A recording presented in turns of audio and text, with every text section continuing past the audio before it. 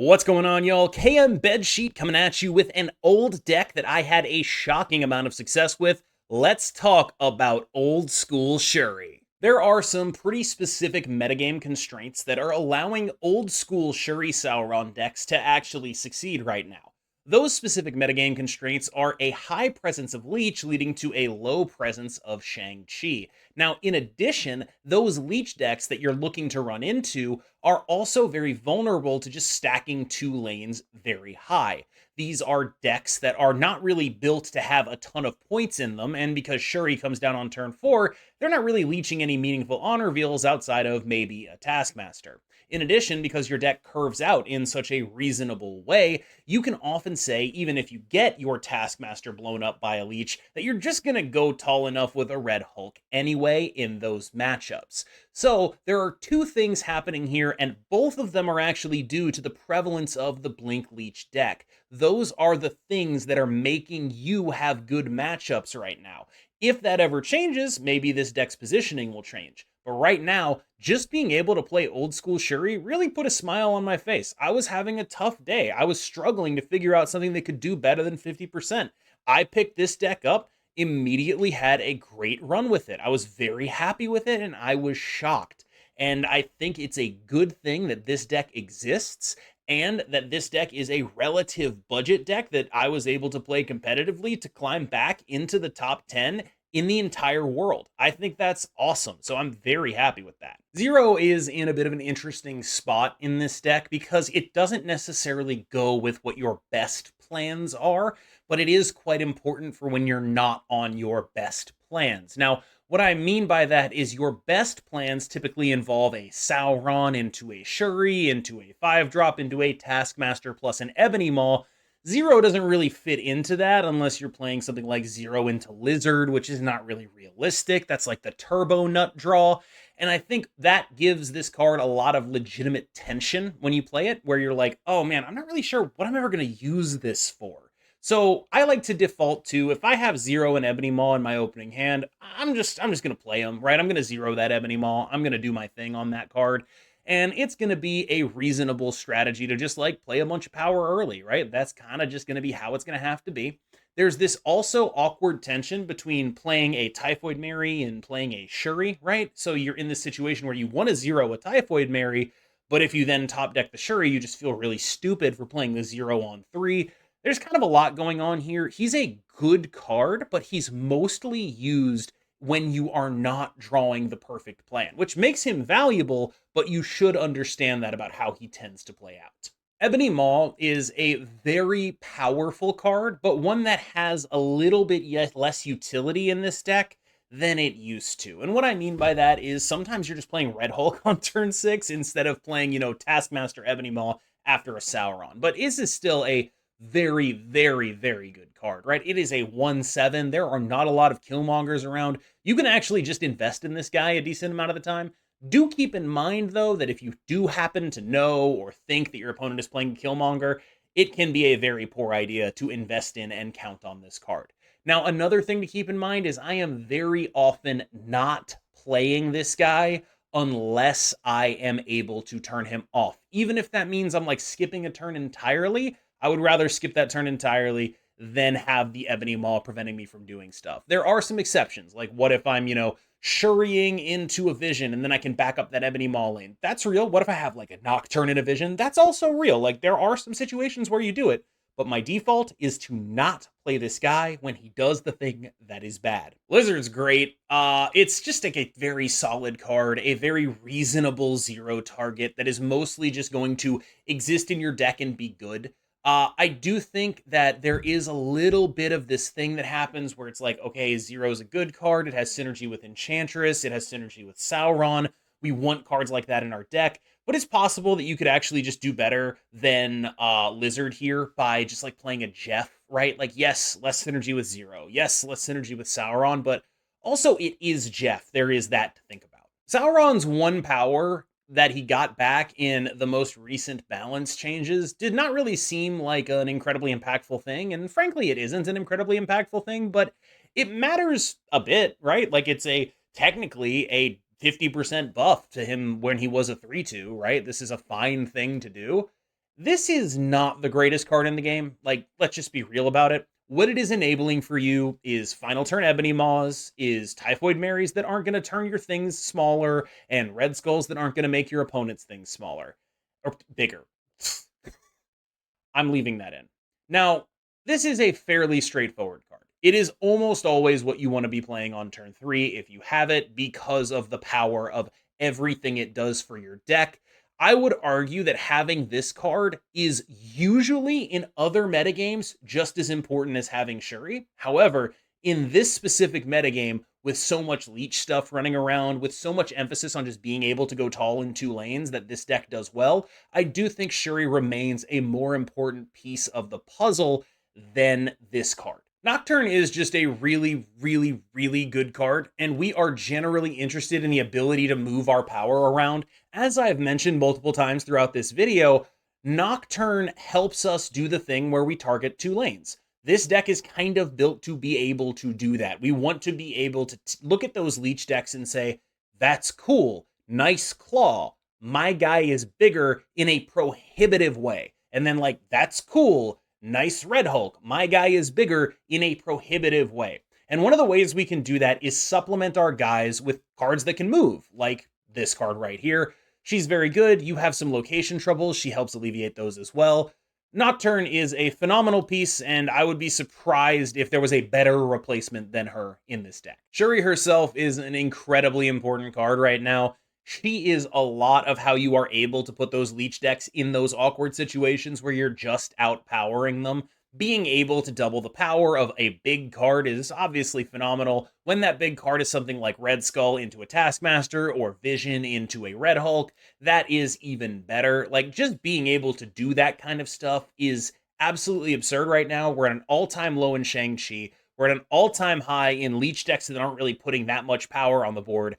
This is a really relevant strategy when everyone is just playing stuff that is disruption and some amount of points. Having a bunch of stuff that does not get disrupted by the common disruption and having more points in it is a very valid thing to do, and she is a great way of accomplishing that goal. One of the other nice things about this deck is it gets to just sort of free roll an Enchantress, and sometimes I worry that this archetype as a whole leans a little bit too far into that with like Typhoid Mary and Lizard. What if they were just better cards and we weren't leaning into the Enchantress thing? But I will say, I have definitely won some lanes where I have a Lizard, a Typhoid Mary, and an Enchantress. I've absolutely done that thing. It's just not the most common thing in the world. Being able to be a deck that free rolls Enchantress gives this deck some interaction that basically nobody expects. Like, you could reasonably play around Enchantress in this deck, it's just very hard to actually do, and when she is good, she is phenomenal. When she is bad, she is still turning off negative ongoing abilities for your side. This is a very reasonable card to play right now in a shell like this, and having this interaction that synergizes with what you're already doing is part of why this deck can succeed, even into stuff that it's not necessarily looking for, like non-leech decks. There are a lot of decks like that Enchantress is good into. Typhoid Mary is the card I am the least sure of in this entire list. I think this card could be Armor. I think this card could be Jeff. I think this card could be any number of just like reasonable cards, right? Like you could play Gladiator, right? There's just kind of a lot of stuff that you could be doing instead of this, all of which I fully support. I'm running Typhoid Mary because I wanted to see what it was like with her before I just wrote her off entirely, and she was okay. Like, she wasn't ass, right? There was a point where I was like, we have never done anything with this Typhoid Mary, and then it's like, okay, a Dream Dimension pops up, she's the one we're actually able to Shuri, that's like a real thing, right? Like, we're able to just put her in a mid lane and then like Enchantress her later, like that can happen as well, right? Like there's some things that she lets you do that the other ones don't. That said, I would be extremely open to replace this card with Jeff, replace this card with Armor, replace this card with whatever it is you feel is necessary to make this work. I'm not the biggest fan of Armor right now because the whole premise of this deck is there's not a lot of Shang-Chi's running around, and that's kind of what we're trying to take advantage of. And if we're running Armor, it's like, well, there's probably some Shang-Chi's running around to warrant that, so maybe we don't want to do that. But like, I don't know, Luke Cage even, right? Like that is a plausible thing, although we probably want Typhoid in. If we're going to play Luke Cage, we probably want Typhoid in there. It's just one of those things where it's like, I think there's a lot of options for this slot. Typhoid is the one that I'm playing, but I'm not going to get mad at you for changing it. The one card in your deck that is meaningfully hurt by a leech is Taskmaster. And, you know, that is a tough thing to deal with when when their leech does hit your Taskmaster. That sucks, right? It does. But you're also built to be able to deal with that. You have a lot of just genuine actual power. Shuri into Vision into Zero Red Skull. Like when we talked about how Zero is not a super great card when everything is going perfectly, he's an excellent card when everything is not going perfectly. When something like this is happening, you draw Zero on the final turn of the game and it's like amazing, right? He bails you out of these situations. When everything is going perfectly, Taskmaster is a 528. And the point of Taskmaster being a 528 is basically to say, you are never going to lose that lane against a Leech deck. Leech simply cannot compete with that kind of number, so you just always win that lane. And like that is a really threatening thing to do. It basically says like, if you don't leech me, I'm going to instantly win this game. And if you do leech me, I'm still very live to win this game, especially if you're like Shuri Visioning or something like that. Like this is just a card that is such a force multiplier, such a key part of Shuri, that just the baseline threat of, hey, I got a Taskmaster for this giant thing I played is terrifying. There are two targets for Shuri at the 5-drop slot. They are Vision and Red Skull, and I gotta tell you, I really enjoy hitting both of them, but Vision is the one that just feels the scariest. Having a 16 power moving unit in this deck, in addition to maybe a Nocturne, gives you some completely absurd things that can happen. And even when you aren't Shuriing it, like you are able to have game plans where you're just like, oh, I'm going to, zero this Typhoid Mary, play a Vision on the turn 5, turn 6, 0 plus, or like a Sauron Red Skull or something, right? You play at Red Skull Ebony Maw, right? There's just kind of a lot that you can do, even when this deck isn't operating at full capacity, that allows you to be in games and like set up at minimum 50-50s or 100% wins if you can actually manage to make it work. Red Skull is very big, and you are interested as a deck that is looking to play Shuri into 5-drop into Taskmaster and playing the biggest 5-drop. Red Skull is the biggest 5-drop. That's pretty much what we're doing. Being able to just go insanely tall is the key part of why this deck is good. Shang-Chi is at an all-time low, Leech is at an all-time high, this guy gets doubled, this guy gets Taskmastered, it's kind of the nuts. Red Hulk is in a bit of an awkward spot here, and what I mean by that is this deck is typically built to go 5+1 on the final turn of the game, right? You're looking for a Red Skull plus Ebony Maw after playing Sauron, and obviously you're not able to do that with a Red Hulk in here. We don't have any hope things. We're not really like looking for that kind of thing to happen. Now, what Red Hulk is, on the other hand, is a guy that is big as hell and does not get leeched. And having that in our hand is a valuable thing. It genuinely is. Like, yes, it's telegraphed. Yeah, sure. But like being able to do something like Vision into Red Hulk is just, it's hard for your opponent to deal with because they have to figure out all of the possible permutations of Vision and Red Hulk. God forbid you have a Nocturne, a Vision, and a Red Hulk. They're just like, oh my God, there's so many things to think about. Giving your opponent things to think about is kind of what this deck is about.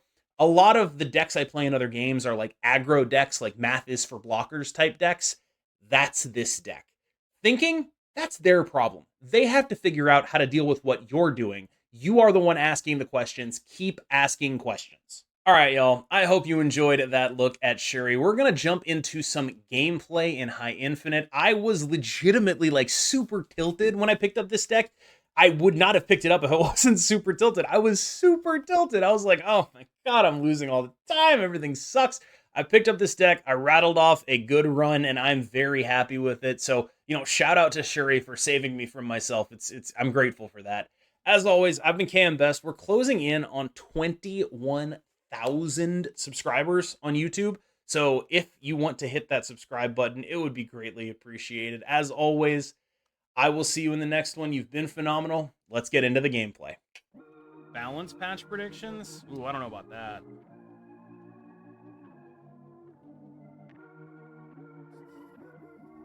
I think I mostly want to hold the 0.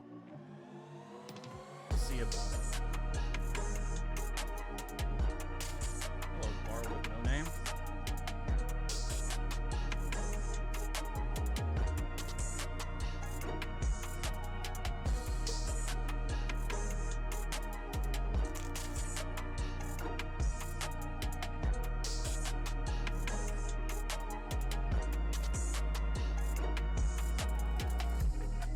Nico for a demon on the Bast. Alright, so this is bounce.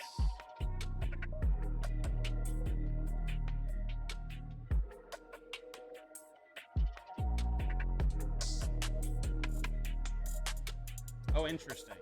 You either win the Baxter or lose the bar, right? Anyone who wins the Baxter loses the bar. Fascinating. What are they snapping? Good?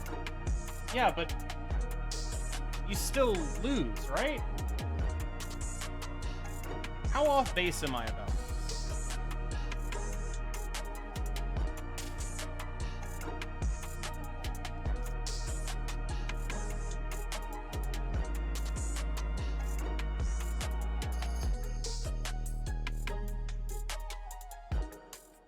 Yeah.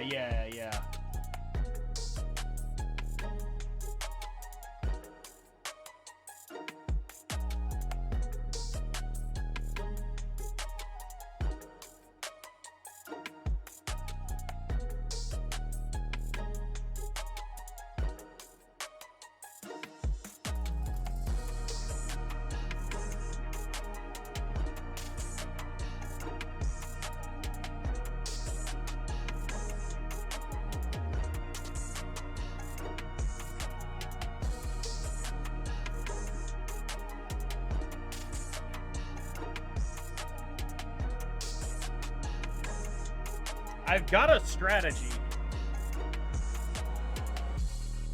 I don't know if it's a good one.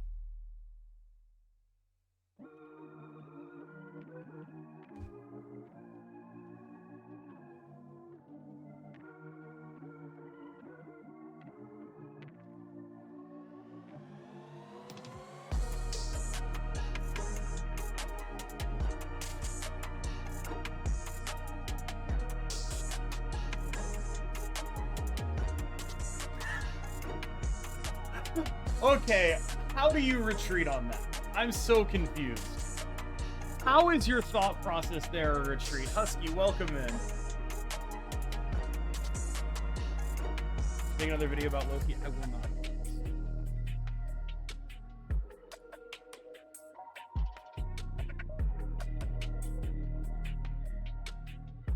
Oh, joy.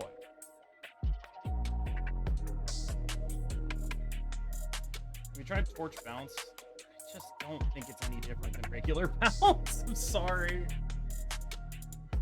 It just doesn't strike me as any different than regular bounce. Make another Hella deck guide. I could, Husky. They're now snapping me. I wonder if they're going to beat my shit in. Probably, right? Well, go ahead and play the Professor X over here, right?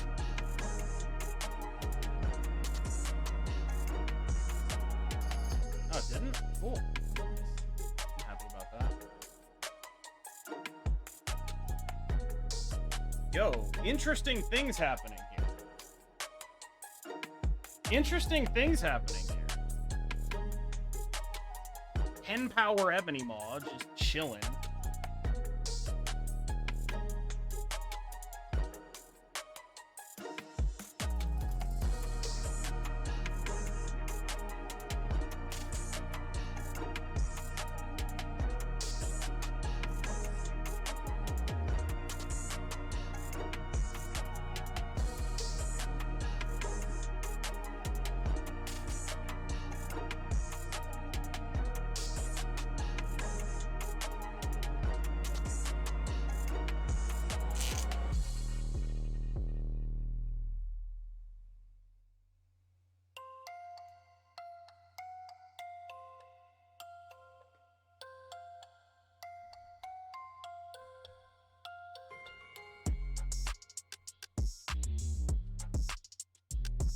Oh, come on!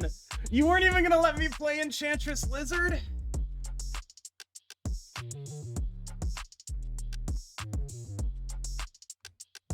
No way. Wait, why am I using my not Biker Red Hulk? That's crazy. I have Biker Red Hulk and I'm just not using it. It's a ridiculous thing to do.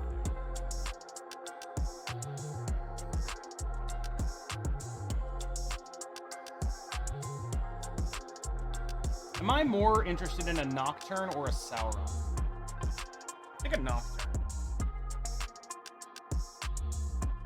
Sauron can come down later. I value those points potentially more.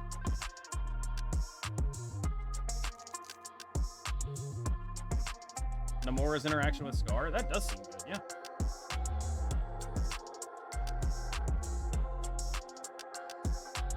Actually, hold on. If I draw a 1, I'm gonna have wanted to do this. I'm gonna have wanted to do the Sauron, right? If I draw Ebony Maw right now, like that's what this is prepping for, is a potential Ebony Maw draw.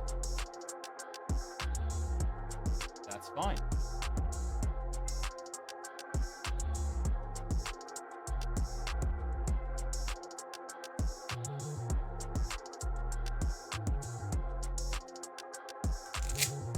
Yeah, we're looking at like a potential Ebony Maw.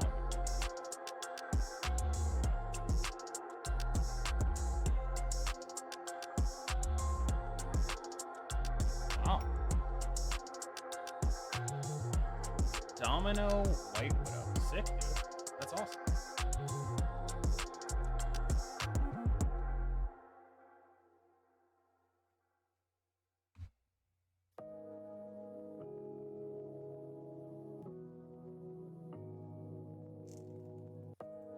Grandmaster Nomura doesn't seem like a thing I'd want to do.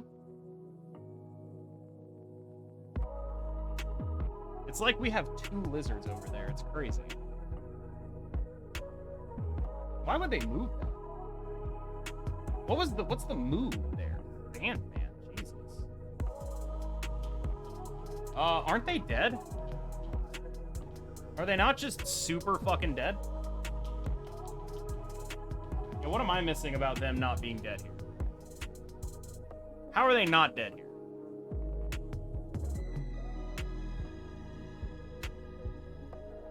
And try and Doom. I don't think we lose to that, though.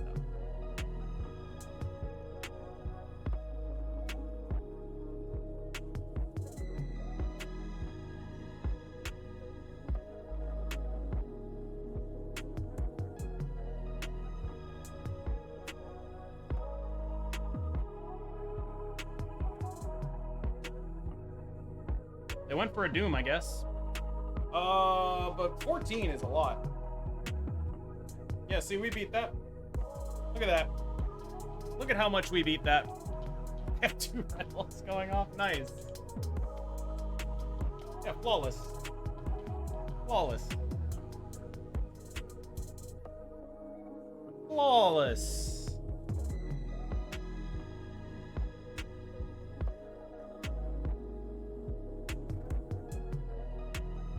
I'm gonna be honest with you, I didn't do the math on that. I didn't even do the math. Like, you're talking about like, oh, I noticed something and did the math. I didn't even notice. I am 9 YouTube subscribers away from what's going on. 21,000. If anyone wants to hit exclamation point YT, that would be super dope.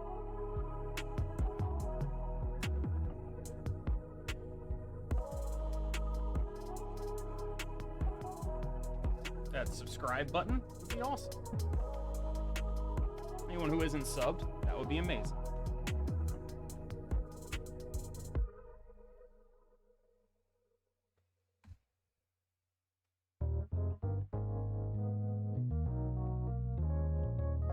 Holy shit. That's the worst thing that's ever happened to me.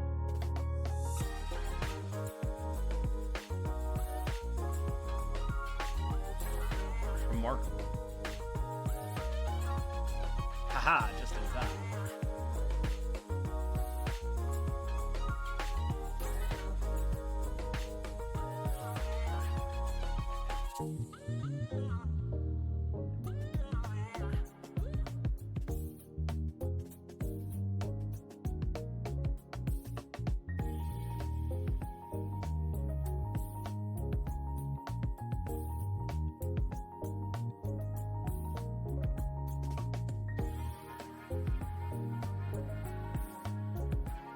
Have they had a Red Hulk go off yet?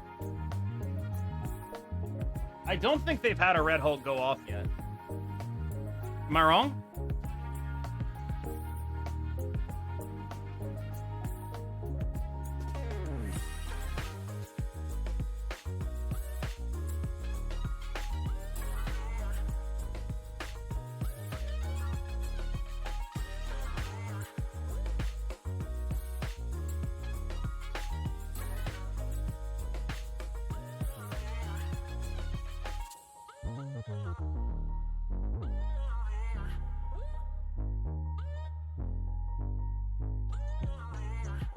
They snapped me.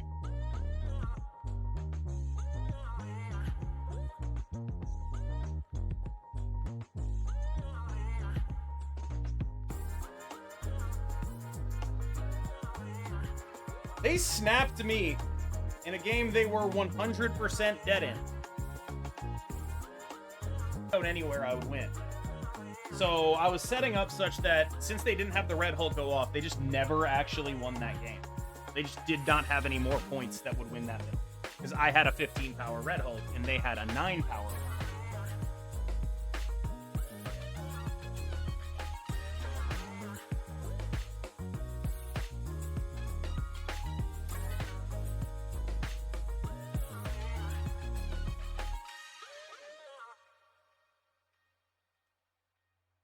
Whoa, destroy? That's crazy.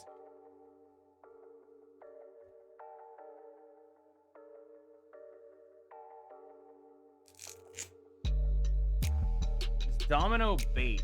I think she's good in that deck.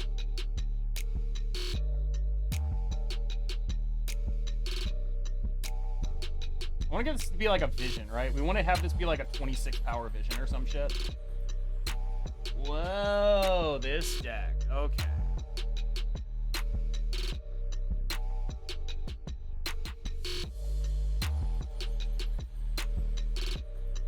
That ain't bad.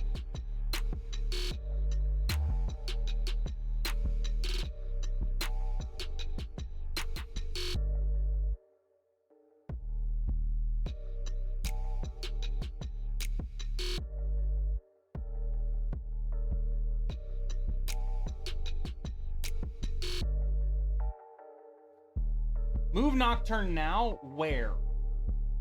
Now, I think I want to blow up New York, if anything. It doesn't stop their Krakoa. Yeah.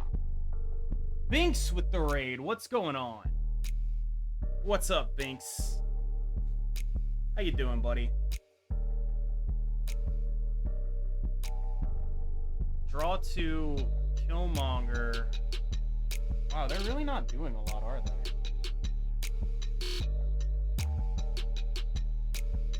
Like, they have a bunch of shit. They just got a +5 or whatever the fuck, right? Hello, Binks. I mean, I'm gonna play the card Red Skull for 28 power, and then we'll fucking figure out what's supposed to go on. Actually, am I supposed to just blow up New York? I'm fairly certain I'm supposed to just blow up New York.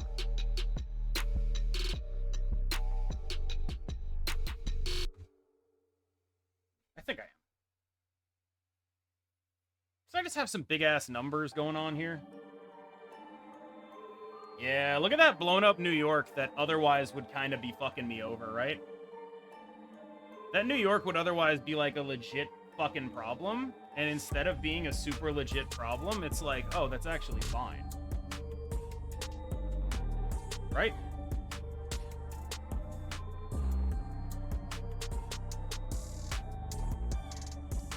Do we think this deck plays Shang-Chi? Actually, do we give a shit? Like that, right? Kind of doesn't matter if they send over the Void.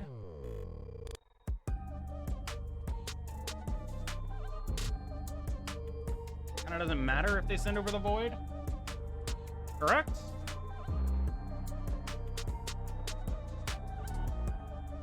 I'm gonna do it this way.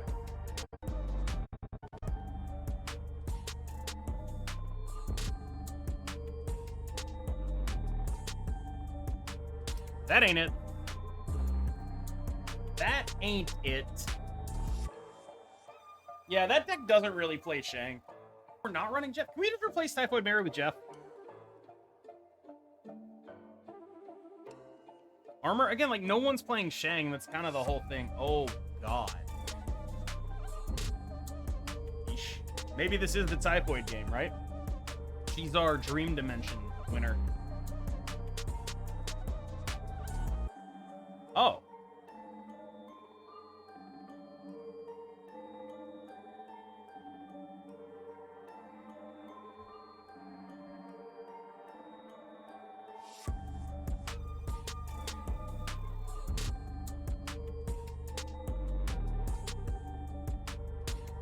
Damn, that's a lot of shit.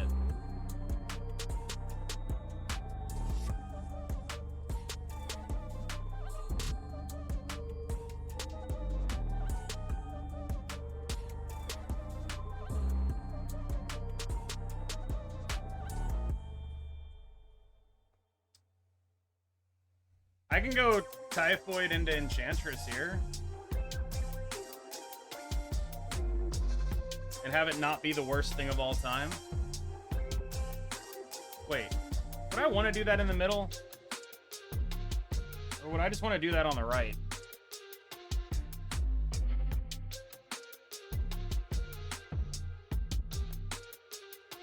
I don't know.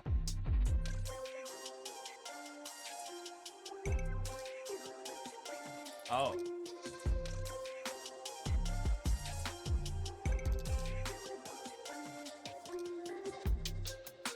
Well, now I wish I'd done that on the right, huh?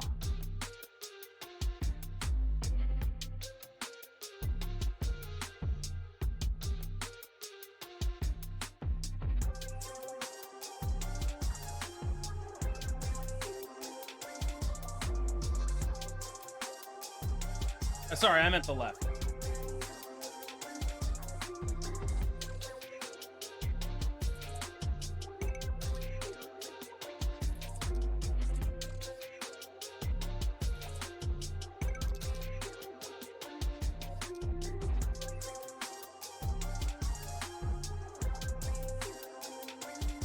I definitely did mean the left.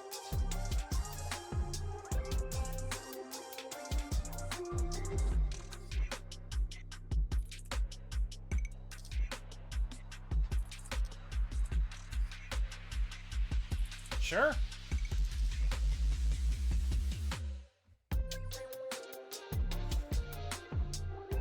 I mean, yeah, this is kind of my only actual legitimate play I can make.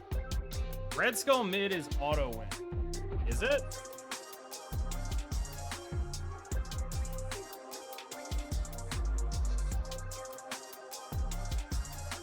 Looks like this one. Looks like this one. Looks like this one. I mean, I obviously don't trust that shit when it happens. But on the other hand,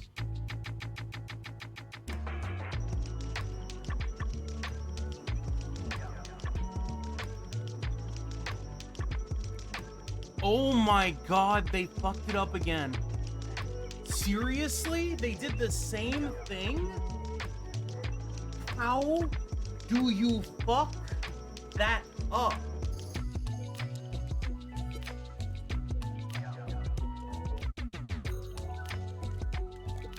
That's unbelievable.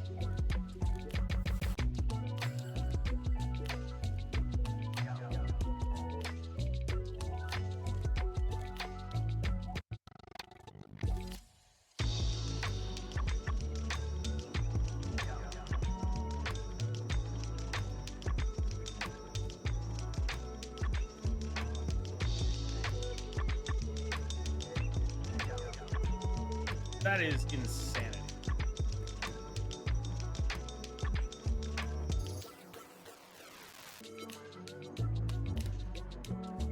You have a lot of demons, I get it.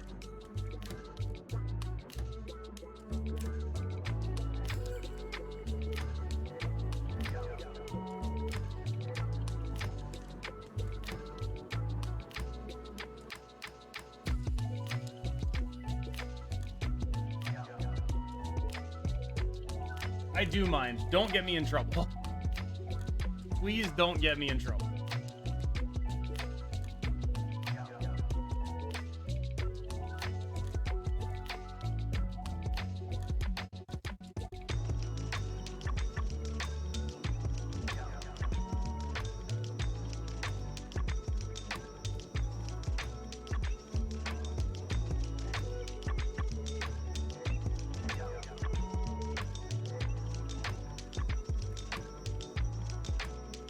So this wins, right?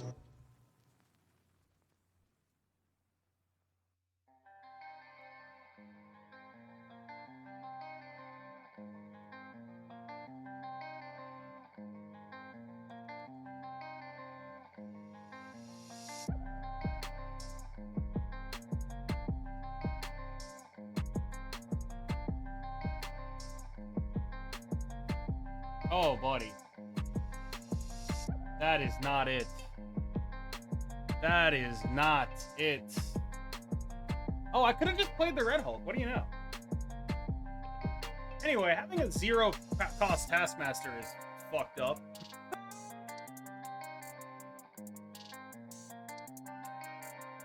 Oh, wait, we actually drew Shuri this game?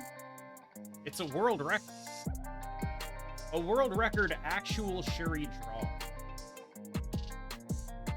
I just need to draw 3. We're like popping off. That's not a 3.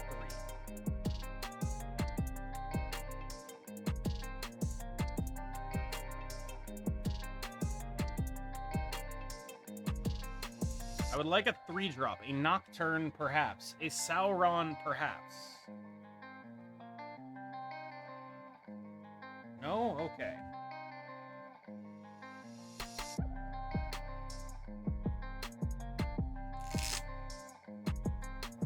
Later.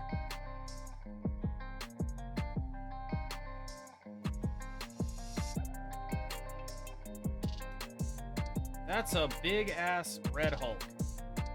18, huh? Certainly a large man.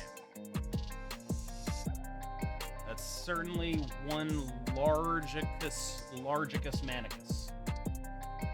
Wait. That's weird, right? If you have a Red Hulk, why are you putting U.S. Agent there?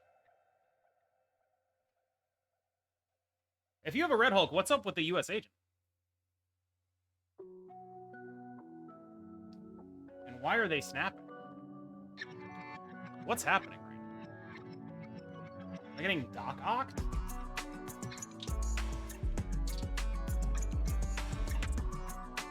Jean Grey. I'm fine with that, dude. Yeah, I would be mad about that too if I were you.